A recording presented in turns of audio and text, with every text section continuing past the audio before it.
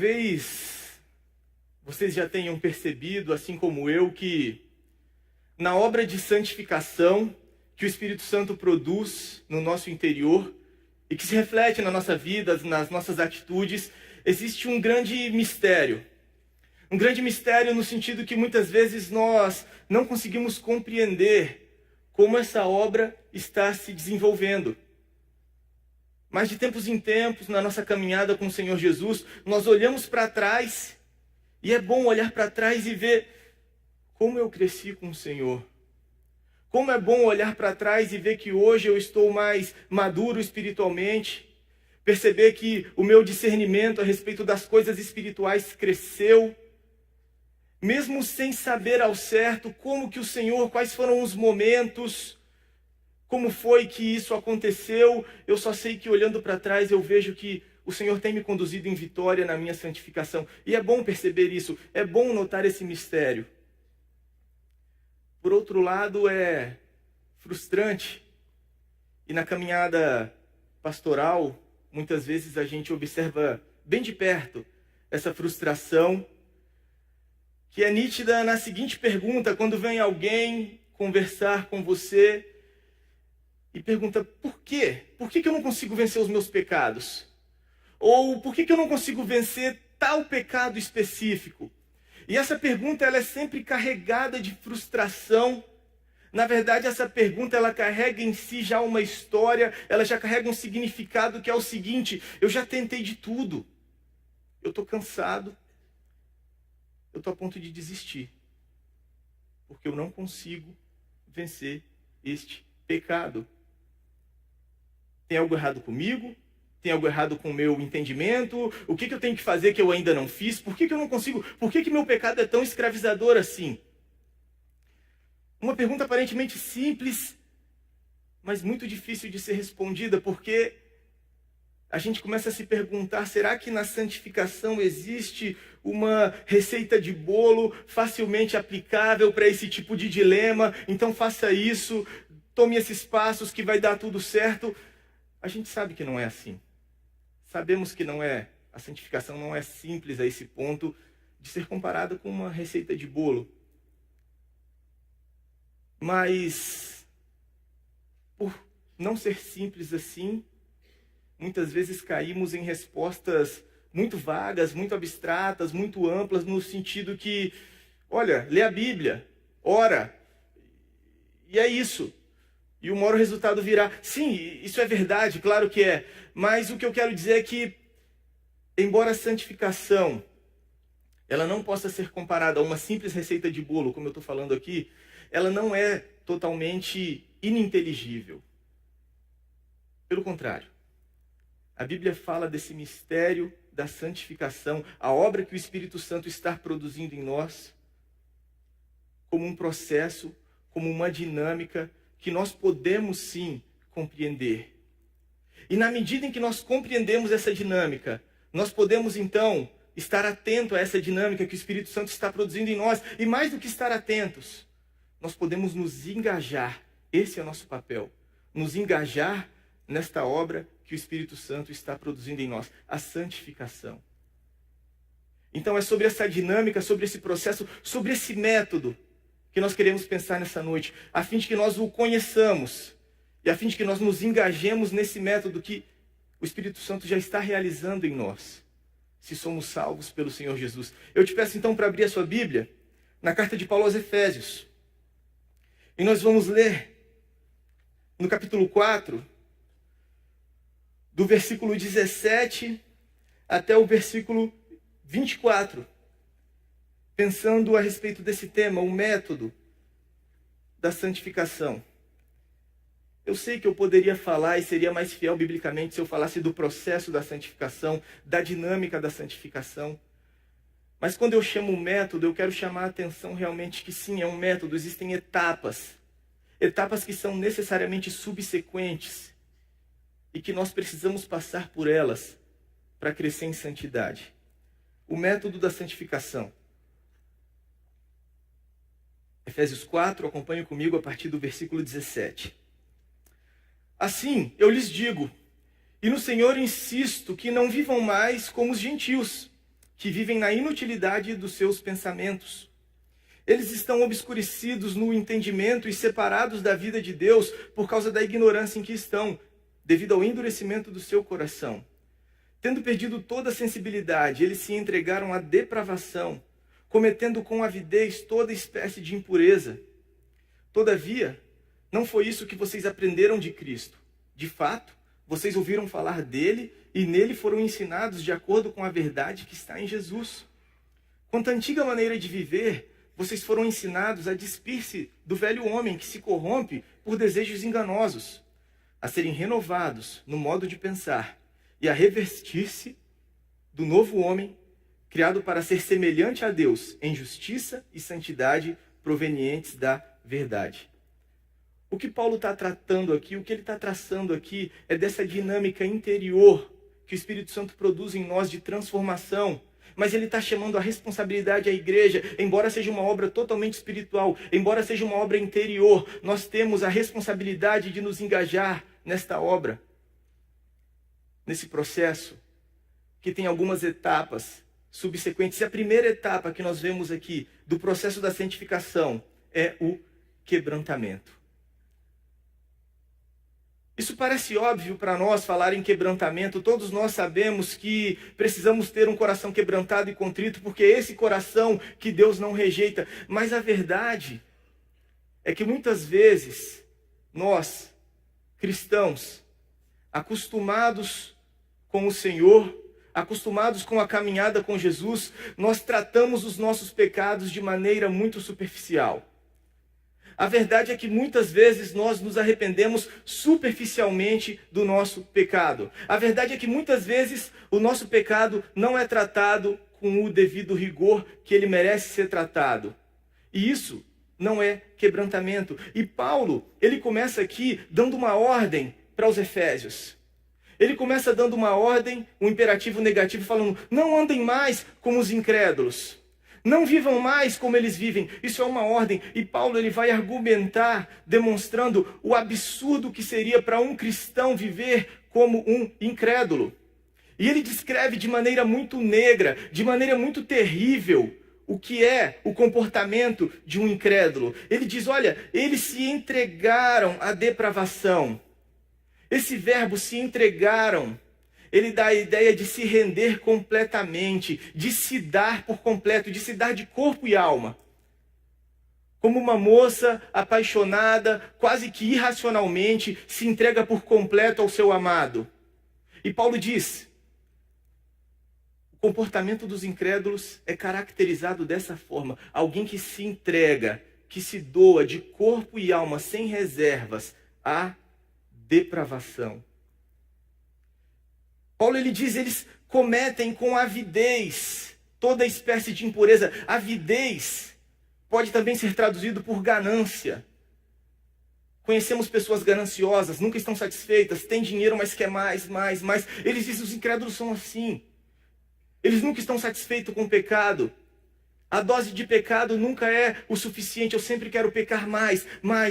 E ele fala desse comportamento. Paulo descreve o comportamento do incrédulo dessa forma, mas aí ele vai dizer a raiz, o motivo pelo qual o comportamento do incrédulo, o comportamento daquele que não tem Cristo é tão depravado.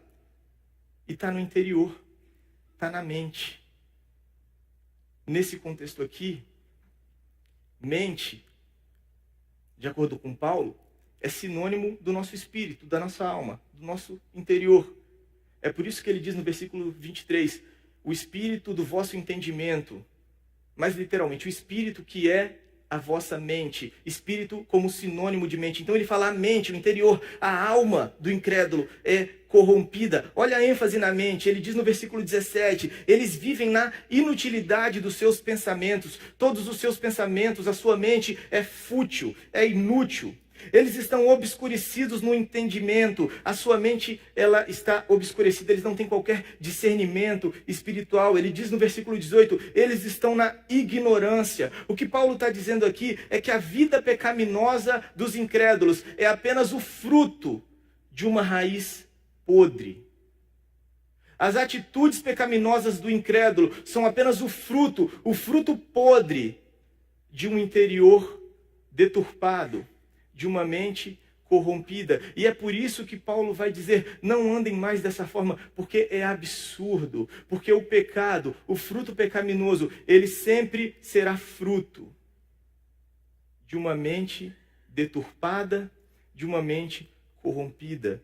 E é aí que eu afirmo que na maioria das vezes nós somos muito complacentes com o nosso próprio pecado. Na maioria das vezes nós nos arrependemos muito superficialmente dos nossos pecados, porque na maioria das vezes nós não consideramos a nossa mente, o nosso interior corrompido quando nós pecamos. É interessante, por exemplo, que o Senhor Jesus ele pregou um dos seus sermões, talvez o mais conhecido, o Sermão do Monte, lá em Mateus, capítulo 5 a 7. Em determinado momento do seu sermão, Jesus ele fala ali para a multidão, ele diz, vocês ouviram o que foi dito? Não matarás? Eu, porém, vos digo que qualquer um que odiar o seu irmão se torna assassino. É claro que o Senhor Jesus ele não está dizendo que o ódio interior tem as mesmas consequências que um assassinato. É claro que o Senhor Jesus não está dizendo que aquele que odeia interiormente o seu irmão merece ir para a cadeia porque as consequências do seu pecado são a mesma. Não é isso que o Senhor Jesus está dizendo. Mas o Senhor Jesus ele está afirmando uma verdade profunda.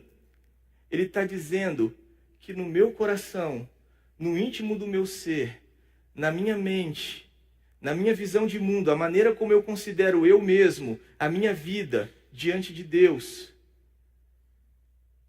eu me torno um assassino.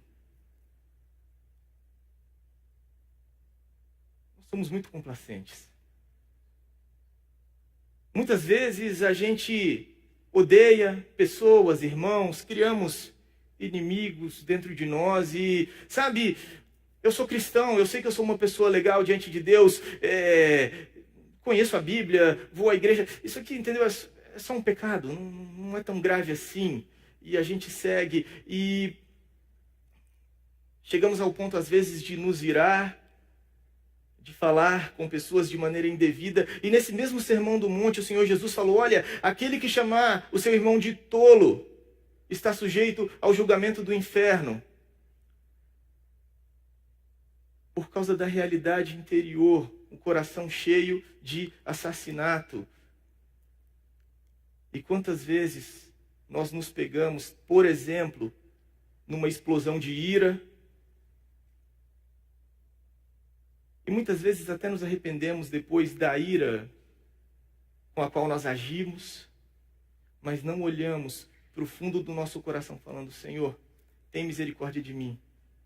Existe um assassino no meu coração. Senhor, será que é o meu orgulho que está grande demais, que me fez achar que eu sou o padrão de justiça e eu não consegui abrir mão do meu direito de justiça nesse momento e reagir com ira? Será que é a amargura que está muito grande e que me torna uma pessoa vingativa? Senhor, sonda o meu coração no profundo do meu ser, porque o pecado, ele é fruto de uma mentalidade deturpada, distorcida. Senhor, onde está distorcido no meu interior? Esse pecado ele não foi simplesmente um acidente qualquer de uma pessoa legal que cometeu um deslize. Senhor, isso reflete uma realidade podre dentro de mim.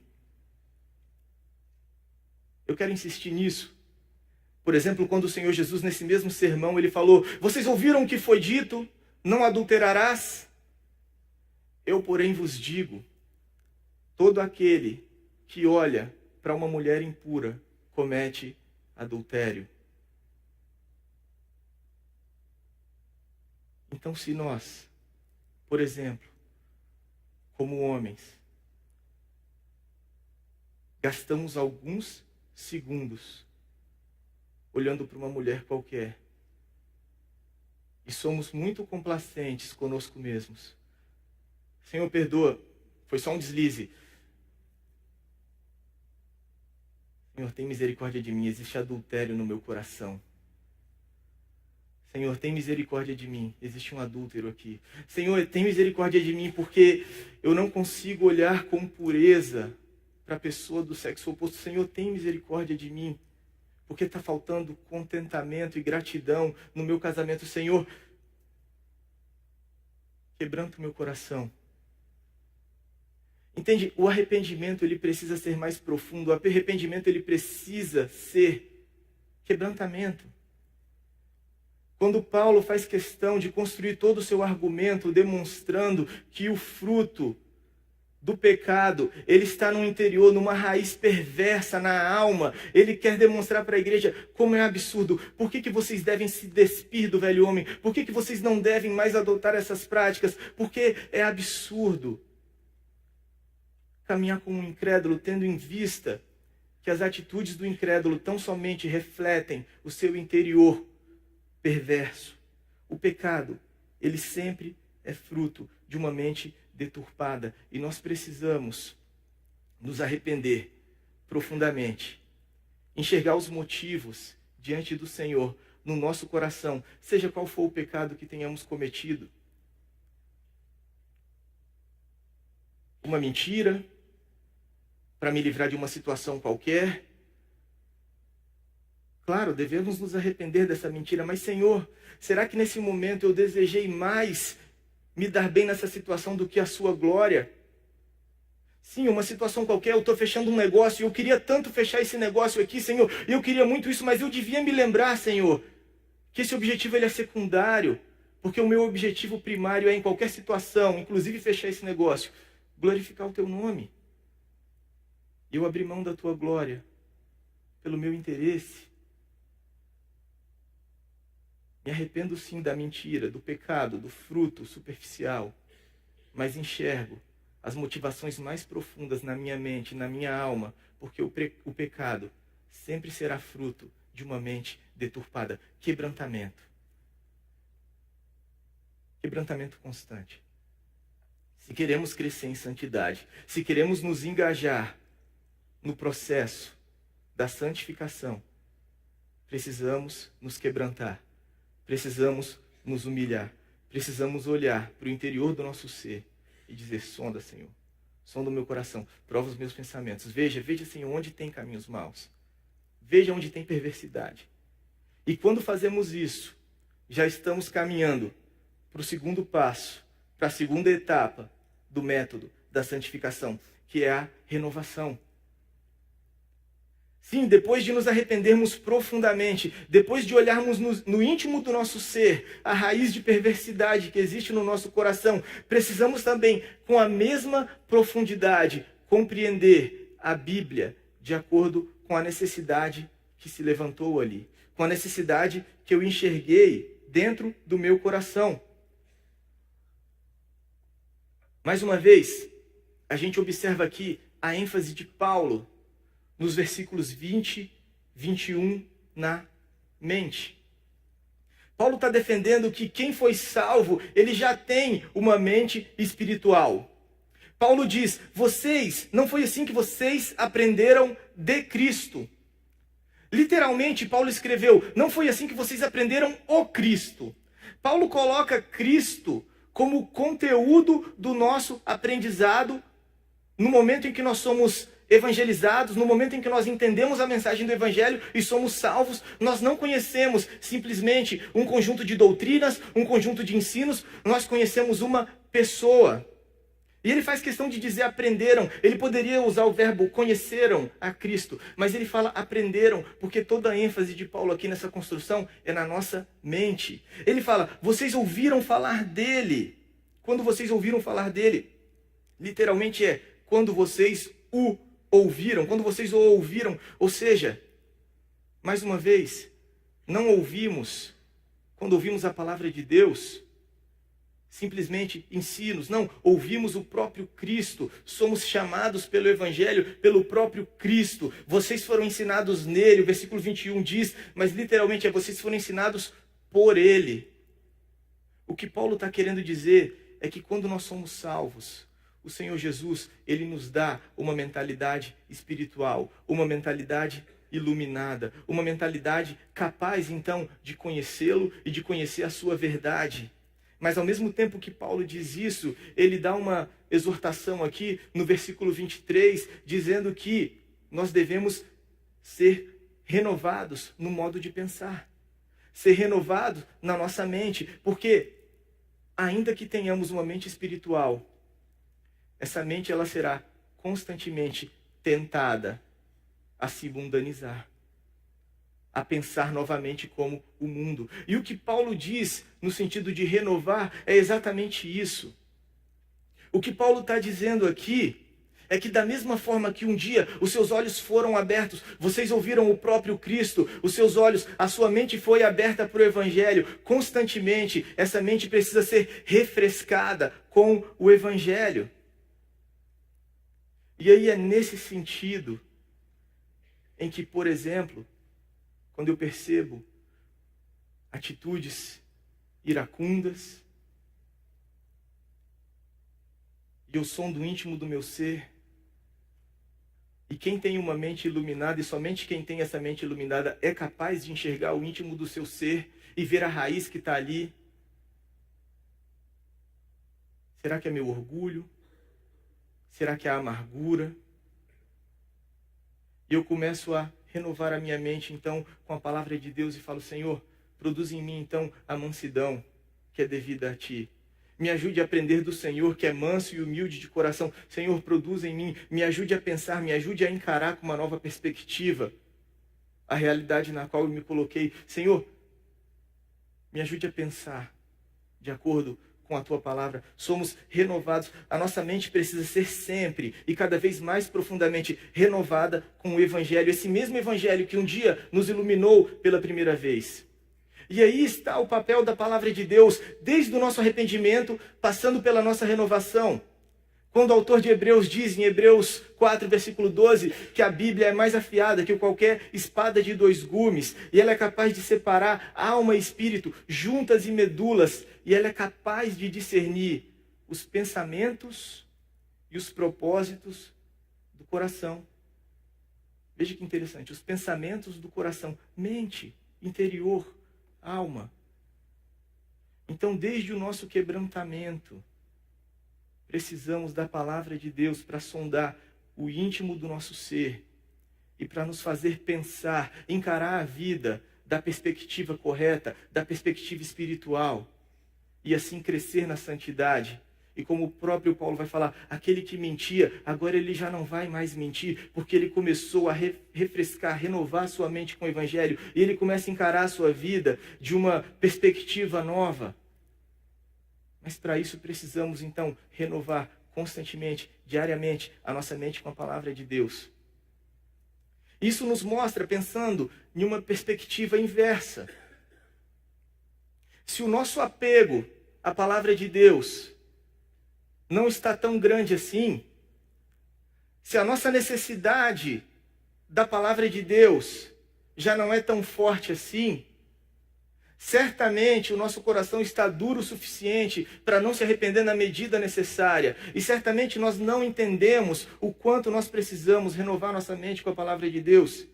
E ficamos talvez naquela leitura superficial, ou talvez nem lemos, ou talvez não expomos o nosso coração, talvez não percebemos a necessidade de exposição à palavra de Deus constantemente, porque eu não percebi a necessidade do meu coração. Isso significa que o meu coração não está quebrantado o suficiente.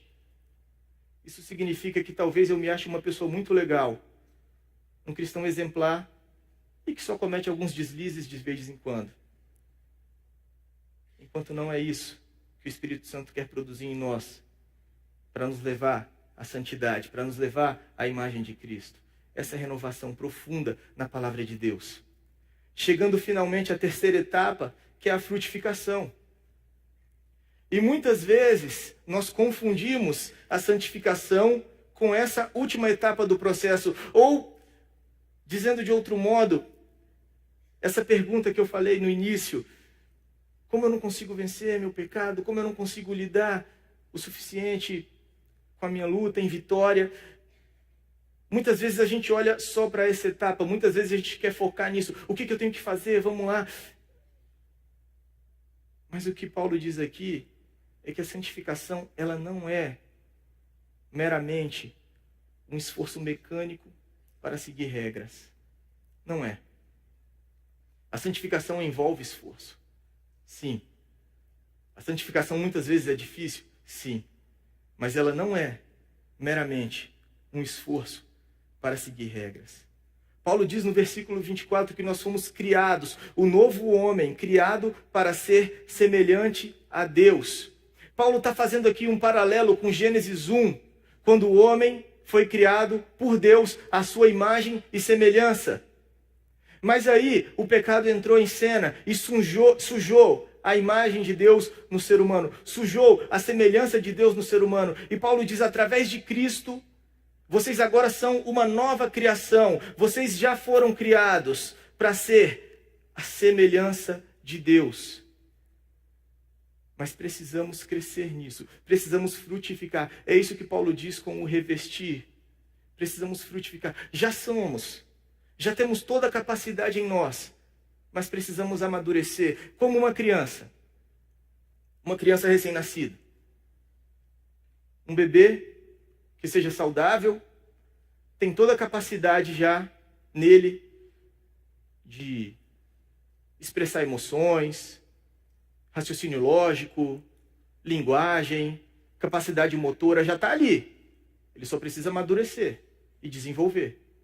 Mas já está ali, essa capacidade já está dada a ele, se é uma criança saudável. É isso que Paulo está dizendo. Vocês já são criados, vocês já têm essa mente espiritual, vocês já têm o interior de vocês renovado, mas agora revistam-se disso, desenvolvam isso, frutifiquem isso. De maneira semelhante, Paulo ele sempre apresenta esse método. Ele fala de maneira semelhante em Romanos 12, 2. Temos lido esse versículo a cada domingo. Mas olha que interessante, é o mesmo método quando Paulo diz, não se amoldem ao padrão deste mundo, mas transformem-se. Ou seja, dizendo da maneira positiva, sejam santos, sejam santos. Não sejam mundanos, transformem-se, sejam santos. Como? Pela renovação da sua mente. O mesmo termo, a mesma frase, a renovação da mente. Mas aí ele diz, para que sejam capazes de experimentar e comprovar a boa, agradável e perfeita vontade de Deus. Então Paulo ele coloca a santidade aqui como uma capacidade espiritual, como uma habilidade espiritual. Só pode comprovar, só pode perceber a vontade de Deus aqueles que se engajam nesse processo de transformação da mente. Eu me lembro logo quando eu me converti, saindo da minha adolescência, entrando na minha juventude. E aí, certa vez, conversando com um rapaz, um antigo amigo da época mundana. E é interessante que ele falou comigo, olha, Vitor, você lembra? Todo mundo te zombou. Todo mundo falou que você estava doido. Todo mundo falou que isso não ia durar. Mas agora eu vejo a sua vida e eu tenho certeza que você escolheu o caminho certo. Mas parece que isso não é para mim.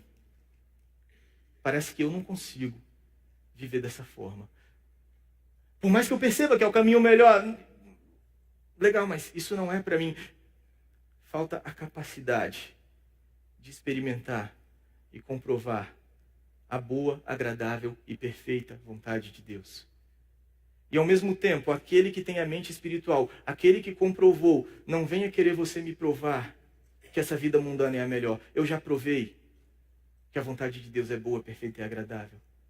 Não venha você me provar que essa vida de desonestidade, que essa vida de balada, que essa vida... Não, não, não. A maturidade espiritual,